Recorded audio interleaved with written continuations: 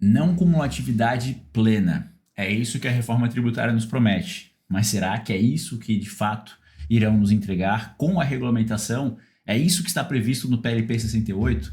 Eu sou o professor Felipe Rocha e nesse vídeo vamos falar sobre o que podemos esperar da não cumulatividade com a regulamentação da reforma tributária que agora está tramitando no Senado Federal, que já foi aprovada na Câmara e que esperamos que sofra as devidas alterações que precisam ser promovidas no texto no Senado Federal.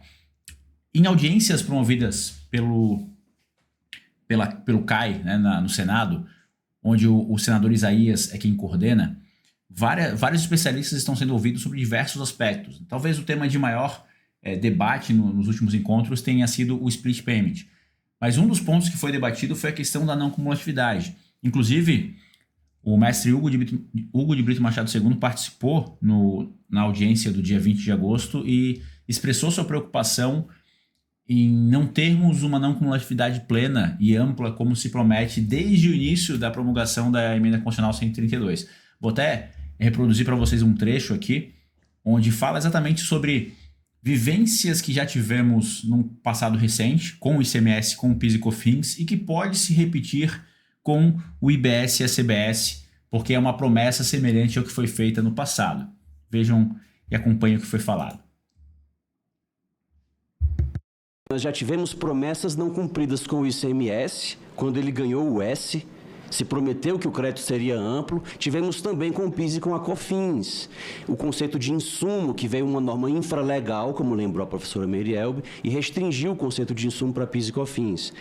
Com o IBS e com a CBS, nós temos a promessa de crédito amplo. De novo, pela terceira vez. Mas se a gente ler o texto do PLP, o texto do PLP tem alguns pontos em que parece que nós vamos ter crédito amplo, mas em alguns outros nós temos as brechinhas por onde o crédito pode deixar de ser amplo, como ele deixou das vezes anteriores. A preocupação do professor Hugo de Brito é de extrema importância, até porque o texto traz diversas possibilidades de restrição ao crédito que já retira a sua característica original de crédito amplo, como se prometia.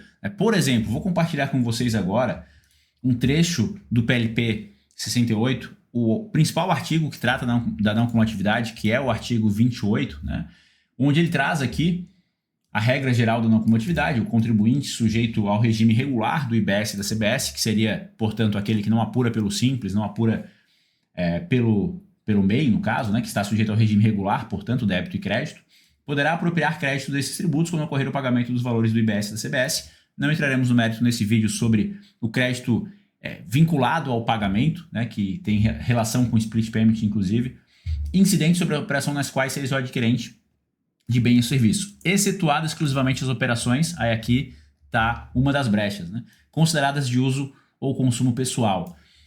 Inclusive, na fala do professor Hugo de Brito, né, se acompanharmos toda a participação dele, ele cita que essa expressão de uso ou consumo pessoal pode ser interpretada de uma forma mais restritiva do que deveria, como aconteceu com, por exemplo, o direito ao crédito do ICMS em diversos aspectos, o PIS e COFINS, o IPI, entre outros cenários em que o judiciário julgou de forma favorável ao fisco, não admitindo o direito ao crédito de produtos, mercadorias ou serviços que foram considerados de uso consumo pessoal. Um exemplo que eu trago para vocês, que eu vivencio já há muito tempo com as indústrias, é a briga pelo direito ao crédito sobre produtos intermediários, que os estados insistem há muito tempo em negar o direito ao crédito sobre, por exemplo, uma lixa que a indústria utiliza no processo produtivo, uma serra que ela utiliza no processo produtivo, e que, para qualquer estudioso, não faz sentido não dar crédito. Porém,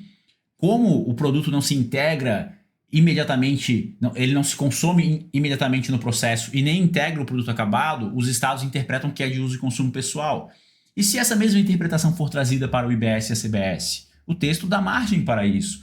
Então, o receio que se tem é que essa não cumulatividade plena se perca já na regulamentação. Temos outras previsões de restrição ao crédito, uma delas foi usada de exemplo, inclusive, pelo professor na sua audiência, pelo professor Hugo de Brito Machado, que foi a do artigo 272, que fala da vedação ao crédito, perdão, 282, né, 282, que fala da vedação ao crédito, até deixei aqui grifado para facilitar a localização, ó, da vedação ao crédito sobre a contratação de serviços de hotelaria, onde, no exemplo trazido pelo professor, uma empresa de companhia aérea de transporte de passageiros não teria como creditar-se de uma das suas maiores despesas, que é a hospedagem da tripulação. Né? Quando desembarca numa cidade, tem que hospedar aquela tripulação, né? o piloto e toda a tripulação que compõe, e é um dos gastos de extrema relevância. Outro exemplo trazido pelo professor foi das obras de artes utilizadas por museus, que não é para fins de comercialização.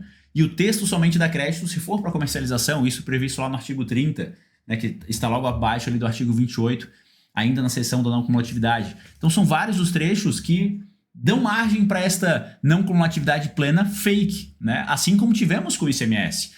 O professor muito bem lembrou, tanto a promessa do ICMS lá atrás, quando recebeu o serviço como um fato gerador, também com o PIS e COFINS, né, com a restrição do conceito de insumo. E com o ICMS a gente teve a promessa de décadas, que virou até uma piada, de que o material de uso de consumo daria direito ao crédito.